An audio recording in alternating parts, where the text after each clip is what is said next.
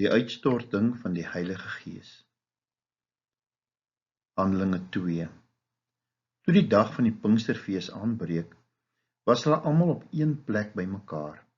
Skielik was daar 'n geluid uit die hemel, soos van 'n geweldige stormwind, en dit het die hele vertrek gevul waar hulle gesit het. Hulle het iets soos vuur gesien wat in tonge verdeel, en op elkeen van hulle gekom het. Almal is met die Heilige Gees vervul, en hulle het in ander tale begin praat, soos die Heilige Gees dit aan hulle gegee het, om onder sy leiding te doen. Mense word soos dit wat hulle aanbid. Dit is 'n beginsel wat ons al in Psalms kry, lees maar Psalm 115. Kom vat ons 'n voorbeeld oor geld. Verkeerd om geld te hê nie, trouens, dit is beter om bietjie meer geld te hê as om bietjie minder geld te hê. Maar wanneer geld in jou hart gaan sit en die enkel belangrikste ding word, dan word wins en verlies die belangrikste oorweging in elke besluit wat jy het. Ewe skielik lyk jou verhoudings anders. Jou verhoudings word eerder meer soos transaksies gesien en op 'n manier hou jy boek van wat hierdie verhouding jou kos teenoor wat jy by hierdie verhouding kry, en dan besef jy maar, die party verhoudings wil jy net doodgewoon nie aangaan nie. Dit is vir jou baie moeilik om te gee, want gee voel vir jou soos 'n verlies. Mense raak nie meer mense nie, maar hulle is geleenthede. Hulle gee vir jou toegang tot 'n volgende kans, tot 'n volgende transaksie, of hulle weerhou jou daarvan, en dit is jy mense oorweeg van, wat is hulle waarde? Hulle het net waarde as hulle kan byvoeg tot jou rekening. En dan kom jy eendag agter dat geld en die oorwegings rondom geld, en die manier hoe jy dink, en die manier hoe jy leef, heeltemal oorgeneem. En selfs al sou jy daarin suksesvol wees, sou jy agterkom dat daar nog steeds 'n stuk leegheid is, maar jy het geword soos dit wat jy aanbid het. Kom ons vat 'n ander voorbeeld. Party mense maak van sosiale aanvaarding 'n afgod. Dit is lekker as mense van jou hou, en elkeen wil weet dat ek is daarom aanvaarbaar ook tussen ander mense. Maar vir party mense word sosiale aanvaarding die heel belangrikste ding in hulle lewe. Hulle neem nie besluite van hulle eie nie, maar hulle besluite word gerus, word daarop geskoei op wat ander mense van hulle sal dink en wat ander mense se opinies is, en is heeltyd besig om daardie ander opinies te probeer bestuur. Kort verlang kom hulle agter dat hulle nie meer nee kan sê nie, want net nou hou die mense nie meer van hulle nie, of net nou is dit nie meer aanvaarbaar nie. En dan raak dit ook al hoe moeiliker om 'n standpunt te kan inneem, om op jou eie te kan staan, of om met jou eie oortuiging 'n saak te kan voorhou. En dis hierdie is 'n beginsel waarop ek staan, selfs al staan ek hierop alleen. Dan het sosiale aanvaarding vir jou afgod geword. Kom ons vat 'n ander voorbeeld. Gemak. Ek gaan my te veel vermoei met enige iets nie. En ek het my gemaksones waarbinne ek beweeg, en daar buite beweeg ek nie. Ek waag nie vreeslik baie kansse nie. Ek vermy moeilike situasies en moeilike gesprekke. Ek vermy om selfopofferende dinge te doen. Ek vermy uitdagings, want dit laat my aanvanklik voel asof my lewe net 'n bietjie makliker is, en die maklikste manier is wat my aanbetref die beste manier om deur die dag te kom. Wat mens dan agterkom oor tyd, omdat daar nie uitdagings is nie, omdat daar nie moeilikheid is wat hanteer word, of probleme wat in die oë gekyk word nie, kom ons agter het ek eintlik broos geword. En het ek my vermoë om dinge deur te sien na die vasberadenheid, het ek dit op een of ander manier verloor. Jy sien, 'n mens word soos dit wat jy aanbid. Die vraag is, wanneer ons God aanbid, Christus aanbid, hoe word ons? Dit is wat Pinksterdag vir ons kom wys. Want Pinksterdag ontvang ons die Heilige Gees, en dit herstel 'n mens tot die aanbidding. En daardie herstel wat binne 'n mens gebeur, maak jou die beeld van God. Jy sien, ons lees daar, dat saam met Pinksterdag, daar krag is wat mense transformeer. Dis die beeld van God wat in mense herstel word. Dan moet ons verstaan wat met krag bedoel word. Ons dink partykeer aan krag om te sê, weet jy wat? Daar's 'n swak mens en dan is die krag van God 'n towerstaf wat hy ontvang. So dis 'n towerstaf binne 'n swak mens se hand. En met daardie towerstaf kan hy dan die omstandighede in sy lewe manipuleer om te kry wat hy wil en dan 'n bietjie makliker daardeur gaan. Dit is nie hoe die krag van Pinkster en die Heilige Gees in 'n mens werk nie. Die ware krag van Pinkster sit in die transformasie wat in 'n mens gebeur wanneer jou verhouding met God herstel word, sit in die transformasie wat in 'n mens gebeur wanneer jy onder die Heilige Gees weer die beeld van God dra daar in jou binnekant. Om te word soos God aanvanklik jou geskep het. Dit gee vir 'n mens 'n vermoë tot aanbidding. Dit gee vir 'n mens 'n vermoë om die lewe in die oë te kyk. Dit gee vir 'n mens hierdie godsversekering dat my lewe betekenis het, dat ek 'n verskil kan maak. Jy sien, die krag van God word sigbaar in die broosheid van ons menswees.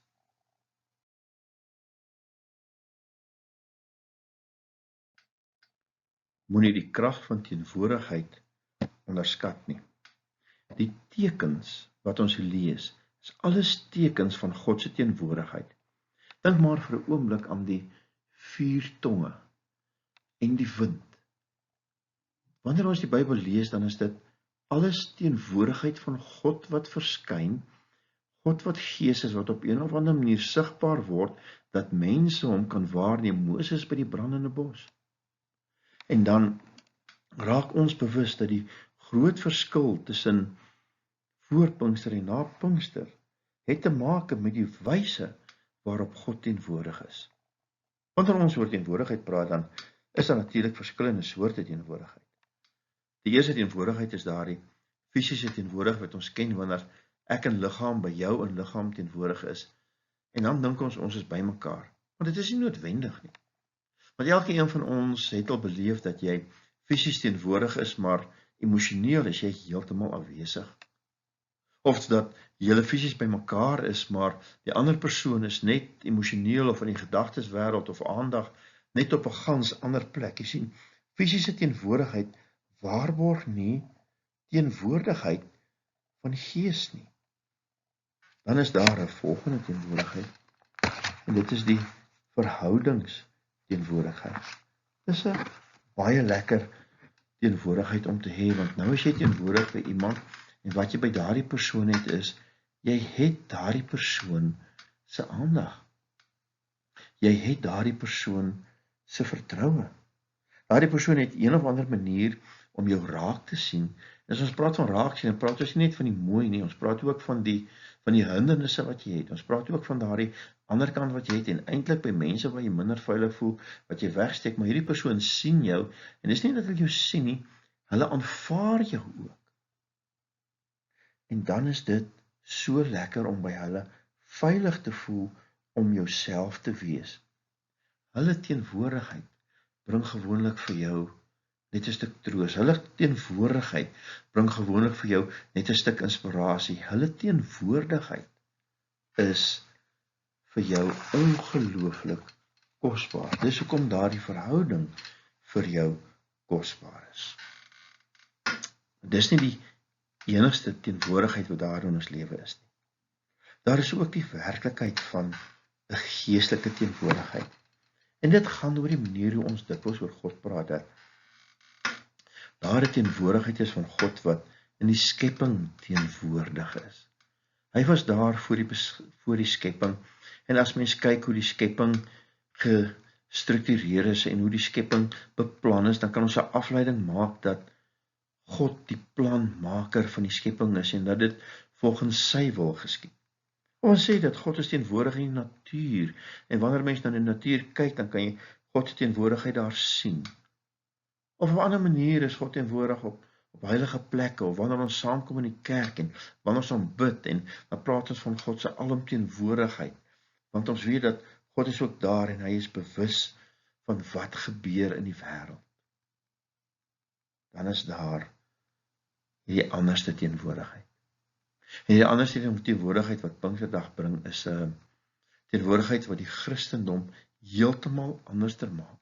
Kyk, ons het mos hierdie gedagtes oor godsdienste, en godsdienst het hierdie een ding, dit is almal menslike stelsels wat op een of ander manier van hier waar hy is probeer opbeweeg na God toe, maar die andersheid van die Christendom is, ons kry voortdurend God wat afbeweeg na mense toe.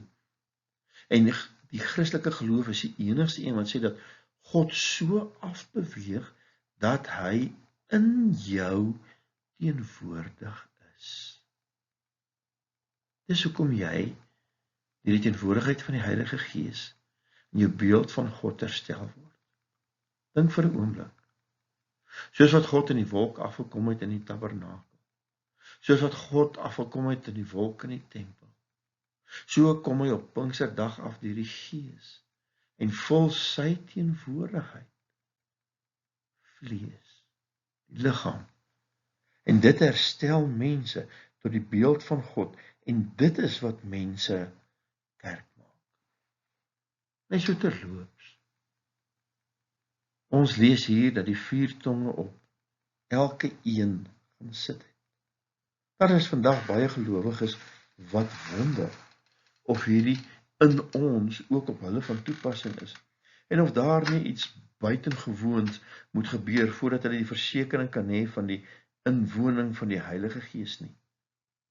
Weet jy wat?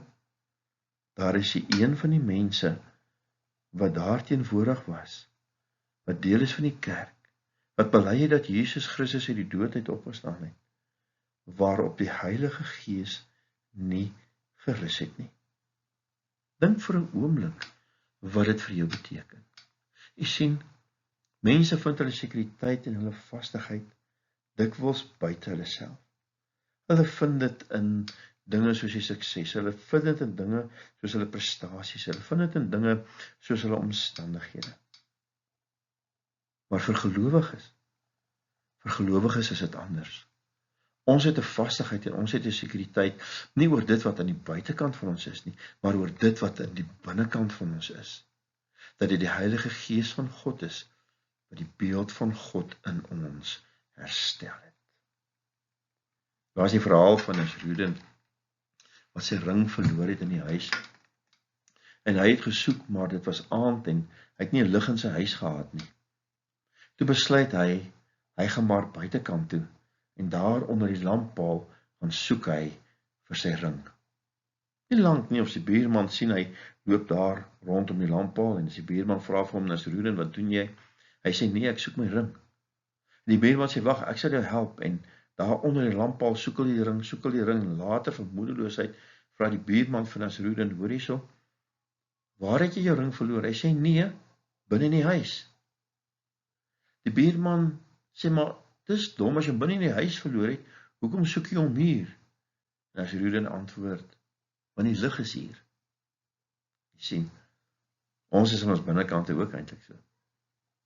Ons soek na iets wat in ons binnekant is, maar ons soek dit buite onsself. Terwyl die werk van die Heilige Gees is iets wat in jou die beeld van God herstel het. Is dit nie lekker wanneer jy in hierdie lewe iemand ontmoet wat jou verstaan nie? En weet jy, sodra mens daardie persoon het wat jou verstaan, dan is daardie verhouding sommer baie beter, en daardie verstaansverhouding maak dat jy geïnspireer word om te probeer om jou beste te wees, net omdat hier iemand is wat my verstaan, en dan respondeer jy baie positief. Jy gaan sit en dink, hoe ongelooflik wonderlik is dit nie dat daar iemand is wat jy verstaan wat ons God noem. Ons dink aan hierdie wonder as 'n spreekwonder, maar Eintlik is dit 'n hoorwonder, waar elke een in sy moedertaal gehoor het, die evangelie van Christus. En moedertaal moet hier nie vinnig gelees word nie, want elke een het in sy eie verstand, in sy eie verstaan, gehoor, nie net van Christus nie, maar beleef wat die Gees doen, om te hoor dat God jou in jou eie moederomstandighede verstaan. Dat God in jou eie moederomstandighede sien, dat God in jou eie moedersomstandighede omgee oor jou lewe en wat van jou lewe word, dat God vir jou hierdie verstaan gee. Jy sien, dit gaan nie oor inligting nie. Ons mense het nie 'n behoefte aan meer inligting nie. Ek het nie nodig net om vir iemand meer te vertel van my lewe nie. Wat ek wel nodig het, is dat iemand my sal verstaan. En nie dit wat hulle aan die buitekant van my sien en die buitekant van my sien doen nie, maar dat hulle ook iets van my motiewe sal verstaan. Dat hulle ook iets van my worsteling sal verstaan. Dat hulle ook iets van my foute sal verstaan. Dat hulle ook iets van my drome sal verstaan, want dit is daardie verstaan wat ons nodig het. En ongelooflik is dit nie op Pinksterdag nie. Laat dit 'n verstaan wonder is. Dink mooi daaroor.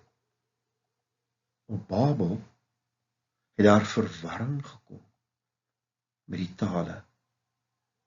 Maar hier op Pinksterdag is dit heeltemal anders. Het daar eenheid gekom. En in die verskeidenheid van tale en die verskeidenheid van hoor gemaak dat mense besef dat God hulle verstaan. Maar meer as dit, dat hulle verstaan van God se liefde, dat hulle verstaan van Jesus se kruisdood, dat hulle verstaan van wat die Gees in hulle besig is om te bewerk, en dat daardie verstaan die res van hulle lewe sal lei.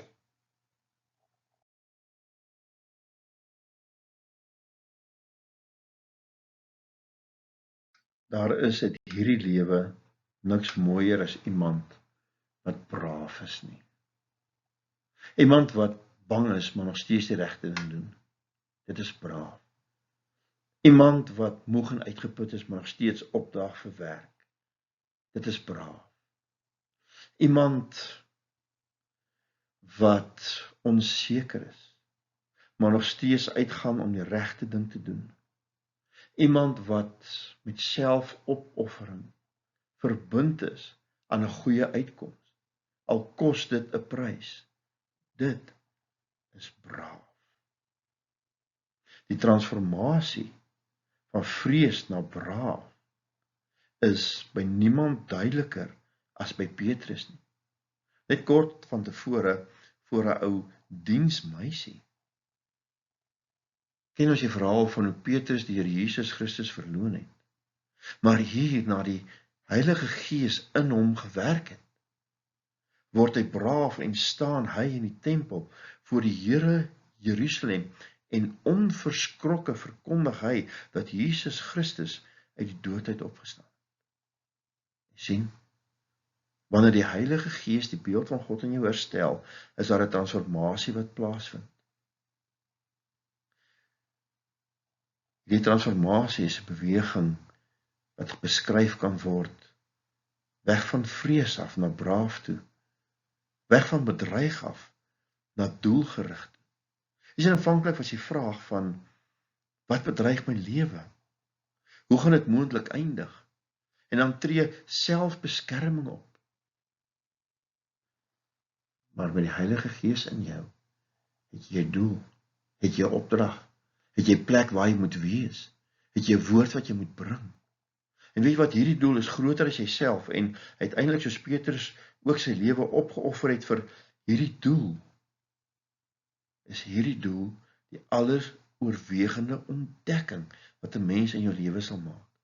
Dat jy nie meer so bedreig sal wees net om te kyk dat ek my eie lewe net sal moet behou ten eie koste nie, maar dat jy verbind sal wees aan iets so groot in jouself dat jy bereid sal wees om jou lewe daarvoor te offer.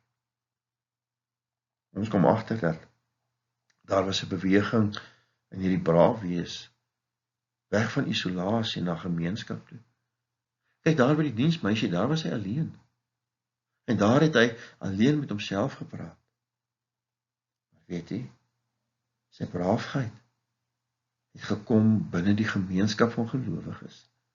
Daar het hy hom sterk gemaak, daar het hy die woord geken, daar het hy opgestaan en as leier opgetree, daar tussen die ondersteuning van die gemeenskap wat hy gehad het. Ons dink verniet, dat ek in hierdie geloofslewe alleen loop. Die geloofslewe bring my by 'n gemeenskap uit. En daardie gemeenskap maak my braaf. Dan is daar 'n ander verandering wat daarby in plaas gevind het. Van selfstandig na teenwoordigheid. Weet, wanneer ons selfstandig is, dan kan ons maklik besluit waarvoor ons terugdeins.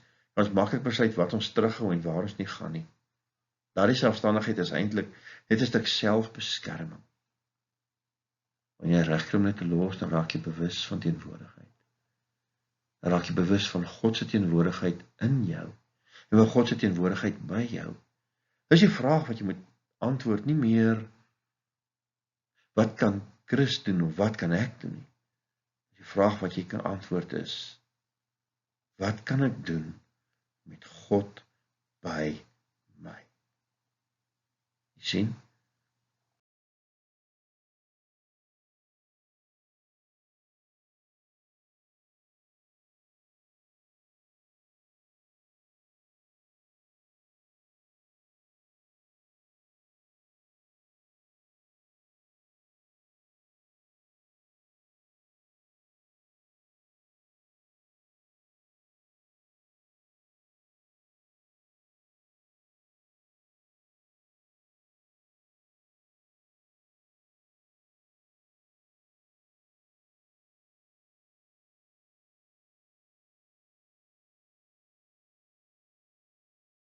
Een van die leuns wat ons lief is om te glo is dat ek alleen in die lewe kan regkom. En as baie kinders groot om selfstandig te wees. En hulle moet elkeen op hulle eie voete kan staan, so gou as moontlik. En ons besef nie dat ons het gemeenskap nodig. Ons het mekaar nodig. Antwoord net 'n bietjie die vraag: wie is ek? En weet jy, jy gaan verskillende antwoorde kry. Wie is ek? Se antwoord uit jou huis en huisgesin gaan anders wees as wie is ek in terme van jou familie. Antwoord die vraag wie is ek en dan antwoord jy dit tussen jou vriende en dan gaan dit anders wees as die wie is ek wat geantwoord word deur jou werk. Wie is ek? Hierdie manier hoe jy oor jouself dink, hierdie manier hoe jy oor jouself praat, hierdie manier hoe jy jouself aanbied. Weet jy, dit word in gemeenskap gevorm. En die kwaliteit van jou gemeenskap vorm die kwaliteit van jou antwoord. Baie van die mense onsekerheid, baie van die mense terughou in die lewe, het te maak oor die antwoorde wat ek gekry het op verskillende plekke, wat doodgewoon vir my nie goed is nie. Kan jy dink, wat is die antwoord op hierdie vraag, wat jy vanuit die geloofsgemeenskap kry? Die antwoord is nie perfek nie. Die antwoord is nie sonder sonde nie. Die antwoord is, jy is herstel tot die beelddraer van God, die gees van God wat in jou is. En weet jy wat beteken dit? Dit beteken jy het toegang. Jy het toegang tot jou Vader in die hemel. Jy het toegang tot die Here Jesus Christus. En daar is in die koninkryk geen goedheid, geen gawe, geen bietjie innerlike sterkte of wysheid wat jy tekort kom nie. Want die Heilige Gees verseker jou dat jy aan God behoort en dit gee vir jou toegang. Die geloofsgemeenskap antwoord hierdeur ook 'n tweede diepste behoefte. En dit is ons behoefte om te behoort. Jy weet, ons het mense nodig om wanneer ons val, ons op te help. Ons het mense nodig om wanneer ons deur 'n drif te gaan, ons daardeur te begelei. Ons het mense nodig om wanneer ons fees vier, saam met ons fees te vier. En ons diepste behoefte is om te behoort aan.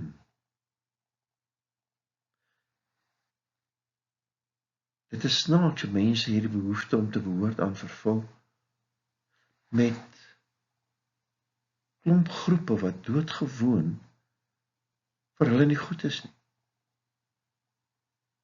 Dink maar aan 'n vriendegroep. Dink maar aan 'n groep mense wat nie regtig vriende is nie, maar wanneer jy tussen hulle is en jy terugkom, dan is jy skaam en dan weet jy ek het opgetree soos ek myself nie ken nie. En as jy vra maar waarom gaan mens heeltyd terug na hulle toe? Want die antwoord is doodgewoon, die behoefte om te behoort dryf my terug in hulle arms in. Weet jy wat? God het vir ons 'n gemeenskap van gelowiges gegee om te behoort. Nie sodat ons daarin perfek kan wees nie, maar sodat ons daarin al die ondersteuning in hierdie lewe te kan kry, sodat ons nie net gelukkig nie, maar met ons lewensroeping vervuld kan leef. Dit is die Gees van God wat jou by die geloofsgemeenskap inskakel. Dit is nie sommer net om te sê, maar ek kies of ek kies nie.